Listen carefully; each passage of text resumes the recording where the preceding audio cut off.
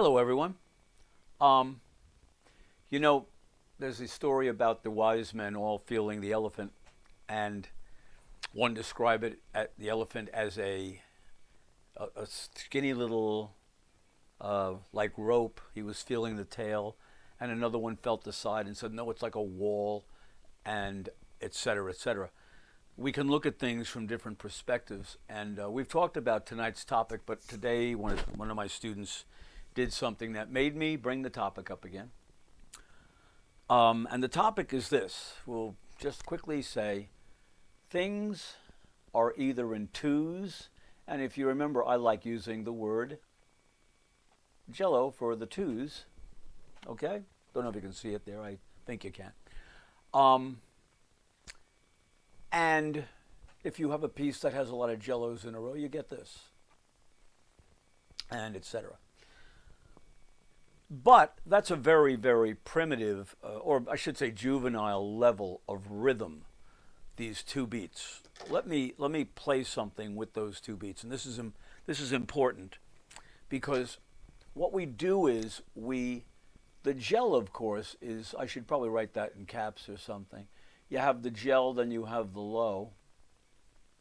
And how does this help us in practicing? Well, what are you doing when you're practicing? You're teaching the hands the physical nature of each design, musical design. Let's take one out, and the object is to overdo these at first so the hand starts to learn the design. If I play, we have no sense, the hands have no sense. Even though they played all the right notes and the right fingers, they have no sense of design here. So to play it so that it has the Jello sound, and overdo it, really overdo it.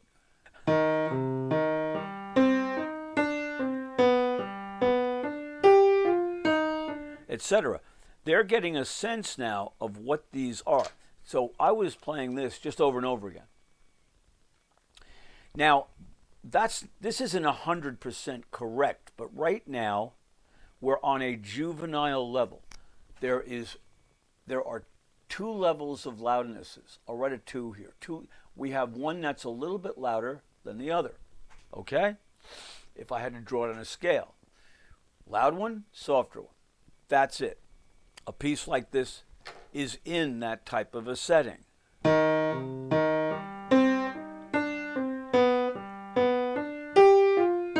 Where you have that.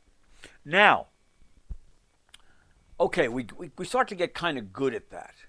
Now, the minute you take your two Jellos, and now we go to a group of four. What we have now is we have a loud one and a softer one, as you know, we've talked about it. Then a slightly louder one and a small one. That's the way we know it's in four. So, by the way, the name of this piece is Solfeggietto by Carl Philipp Emanuel Bach, one of Bach's sons. Probably the most famous one, to be honest. Actually, a rather wonderful composer that had an interesting student. Carl Philipp Emanuel Bach was the teacher for Wolfgang Amadeus Mozart. You can put that in your history book. Anyway, if we now do it at a more sophisticated rhythm group of four, we end up with, I wrote four here, excuse me. It should be three levels of loudness, but four, Jello, Jello, four syllables, which we're going to use Locomotive, and of course we all know that the low is the heaviest one. Now the hands have gotten pretty good at this. Let's say they've gotten good at the Jello guy. All right, now we start, and we try to make it a little bit more where we have a loud two. Locomotive, locomotive, locomotive, low. So the lows are a lot heavier. And that sounds more natural if we were going faster. It sounds a little bit more natural to have the locomotive. You might think of it as the first one of four being louder. But you do have that little extra one that you were doing a Jello one before. You might be able to hear them. locomotive, locomotive, locomotive. But now we have a third level of loudness. That's what makes it more sophisticated. And overdoing the loudness lets you hear the syllables. It's kind of like teaching a kid to say a longer word. And you say each syllable and you emphasize the louder syllables a little bit more exaggerated. When Johnny says emphasis, you go, no, it's emphasis. Emphasis. Now, we don't say that when we say the word emphasis, but we do. We are accenting those syllables more. Just don't notice it so much because we've contained it later. Hopefully you can still hear those the low on locomotive there. Okay? So it's because we're taking the loudness of the actual meter, remember that word, please. And we started with a meter of 2, but then we kicked it up a notch to a meter of 4. Now, somebody can look at me and go, well, you know, Jeff, this isn't a meter of 8. Well, in that regard, if it was, it would be locomotive twice with a louder low on the first locomotive. Locomotive, locomotive, locomotive, locomotive, locomotive, locomotive. Locomotive, locomotive, locomotive, locomotive, locomotive, locomotive, locomotive, locomotive, locomotive. You get the idea. But when you're going slowly, you're either playing in 2s or 3s. Remember that. As a base level. If it's 5 you're playing in, it's a 3 and a 2, or a 2 and a 3. The emphasis is still there. And the words Jello, locomotive, and pineapple, which we're going to talk about in a second, are all applicable. So let me review this real quick. In solfeggiato, we had an R8, I think. 1, 2, 3, 4, 5, 6. Yeah, I think it's an R8. It is an R8. But and to do that, we started with just Jellos. We had 4 Jellos for the 8, overdoing the first syllable of each Jello. Jello, Jello, Jello, Jello. Okay, now we then moved to the level of locomotive, so we got that extra layer of loudness. When I went to the 8, I had an extra layer of loudness. Again, I made a louder low and a softer low. And that gave me my 8, okay? It's just a matter of how many layers of loudness we have. When you're starting, keep it at the lowest one. Okay? Now, not all rhythms, of course, are even like this rhythm. Okay? So let's take a look at a tarantella. Tarantella uses the word pineapple. Pine-ap-pull. Let's write that as we have the big pine, then we have the ap, then we have the pull. Okay? Pineapple. Okay. Now, what a tarantella is in that. Let's take a look at a tarantella, the Michael Aaron tarantella. We have, oh boy, I didn't look at my clock.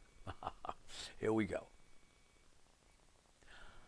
Pineapple, pineapple, pineapple, pineapple. Now he put a left hand on that strong pine, which of course helps us out to make it louder.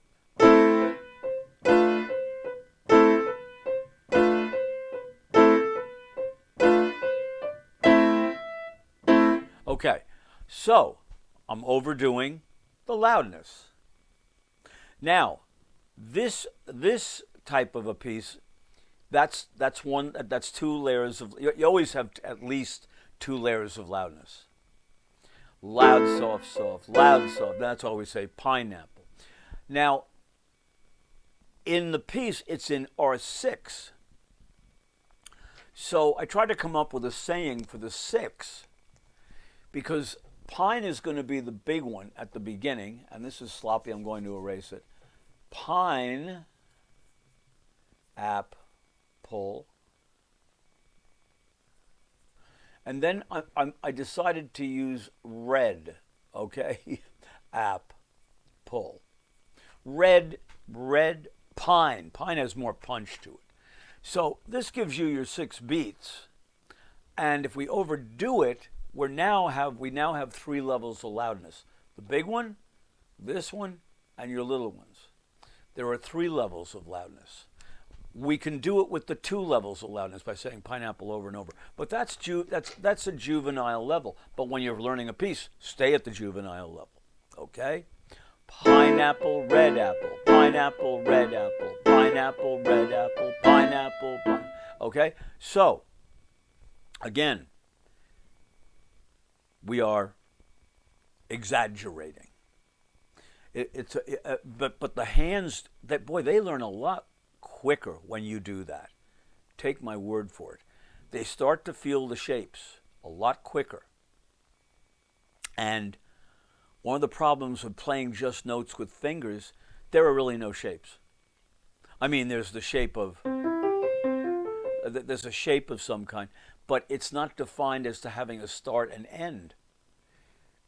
You know, if I play this, you're going to go, oh, that's in a group of 3, pineapple. But what if it wasn't? What if it was in Jellos? Well, Jeff, wouldn't I hear that too? No, you wouldn't. Watch. Now I'm emphasizing the gels of Jello. Doesn't sound at all like what you thought it was.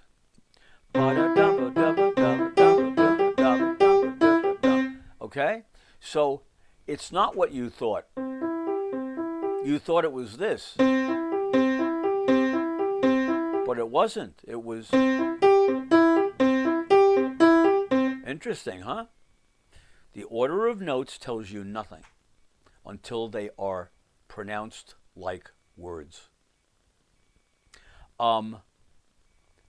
Right, so I just made that one up. I was thinking before, how am I going to do pineapple again? There is no saying for 6. Pretty much, you got everything covered between 2 and 4 and 3 and 6. Now, let me show you a very odd combination of pineapple, red apple. Yeah, let me put this here. Pineapple, red apple, Jello. How do you like that? There we are. And the gel is louder than the low. Pineapple, red apple, Jello. Pineapple, red apple, Jello. Pineapple, red apple, Jello. Okay, pine is still the big boy. But let's just take it right now on its surface of pineapple, pineapple, Jello, pineapple, without making a big difference of 3 levels. We'll only do the 2 levels. What piece is that in? Can anybody guess? I will show you. First pineapple. The next pineapple. The Jello. I'll put them together for you. Pineapple, red apple, Jello. Oh, starting to sound a little familiar. Rhapsody in Blue, one of the cadenza parts for solo piano. And what we've got is, and to practice this, you can practice each one on its own as long as you pronounce it right. Pineapple, red apple, Jello, pineapple, red apple. Don't forget the red, pineapple.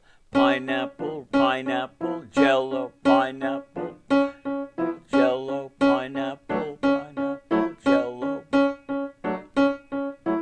And yes, technically, it takes a little practice. Not the easiest little syllable in the world, okay? But don't go beyond that if you can't play that. There'll be no reason to go beyond it. You need that big loud pine.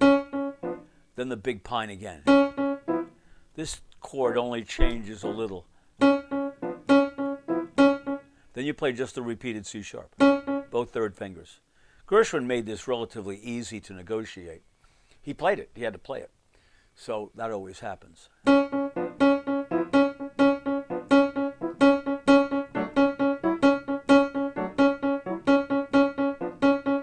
Later it gets a little tougher because he's got pineapple, pineapple, pineapple, pineapple, pineapple. Yeah. Hopefully you can hear them. I'll play it again, trying to bang the daylights out of it.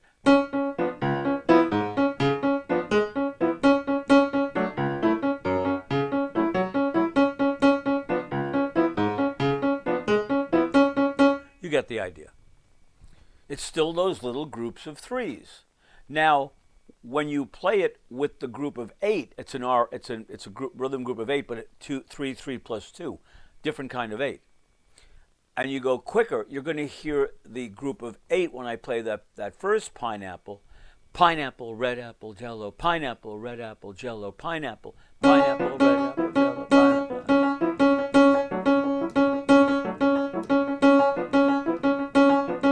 Hear it? Hear the group of 8 now? I went to a third level of loudness. Like I said, this is real important to be able to grow these levels. But they are in levels. Taking apart a word, pineapple, and we're saying pine is louder. Pineapple. That's 2 levels of loudness. Some words actually, I think, have 3 levels of, like yesterday. Yes is the first syllable, loud. The littlest. Day gets a little accent. Yesterday. Yesterday. And if we're teaching a kid to say that, as I said, you're going to say yes, now say now say day, yesterday. And you're going to overdo it. That's how we learn. That's how we learn to hear words. And the word is a design. That's all it is, an oral design, as music is. So it's really the same thing. That's a good example. What's another one real quick here that I could show you? Well, the one a student was doing today was my fantasy.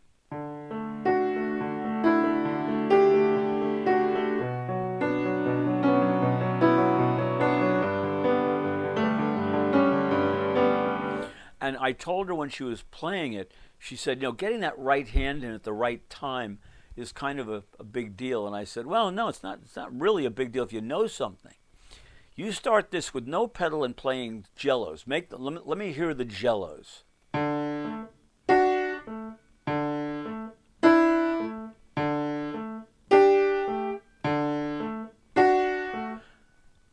Both these guys start a Jello. They're together. You don't have to worry about them coming together. They're going to, because that's the Jello. You got all those Jellos. Jello, Jello, Jello, Jello. And it's that top Jello, the hands come together. Later, you make it a locomotive. Locomotive, locomotive, locomotive, locomotive.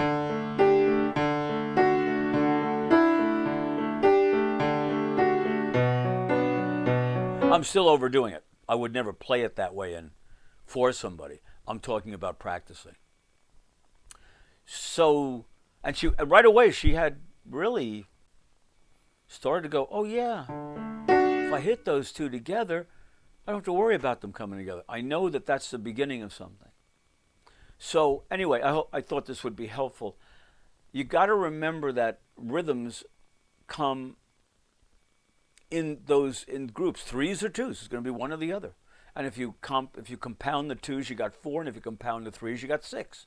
And I showed you an odd distribution of 1. If you were in 5 and it was 1, 2, 3, 1, 2, just make sure you accent the first one. Your hands will get used to it. They'll start doing it quicker if they have to. I don't know a piece in 5 right off the top of my head. So anyway, I hope this has been helpful. I think it's one of the most helpful things in the world. I'm learning a piece right now. It's in a grade 4 book, and it's called Winter Scene, and it has this really funky left hand of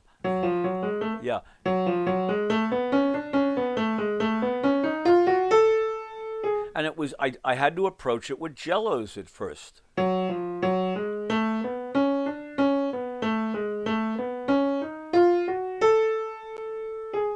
The right hand's there to help along, kind of.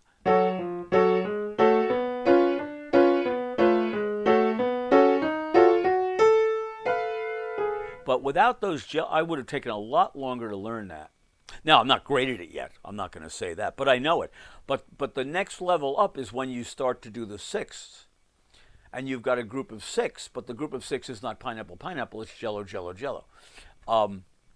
I don't have a word for that, actually. Yes, yeah, see, I gave you the one for pineapple, red apple. That's for when you're in threes. This is twos. So I don't have one for that yet. But anyway, Jello, Jello, Jello, Jello, Jello, Jello, Jello, Jello, Jello, Jello. That would be the next level up for me, would be to start to get the group of 6 going with that extra layer of loudness. But this made it so much easier to learn because my fingers are getting used to the feel of the designs. And eventually, they're going to just be doing that on their own, kind of. It does happen. Remember, you're developing a habit. Okay, so anyway, as I said, I hope this gives you some insights. You can always write to me and say, Jeff, I'm working on this piece. How would that apply to this piece? Just go on PianoAt10.com and write me a note in the contact section. Okay? I read this stuff all the time and respond accordingly. So, thanks for watching tonight, and I will see you tomorrow. Where words fail, music speaks.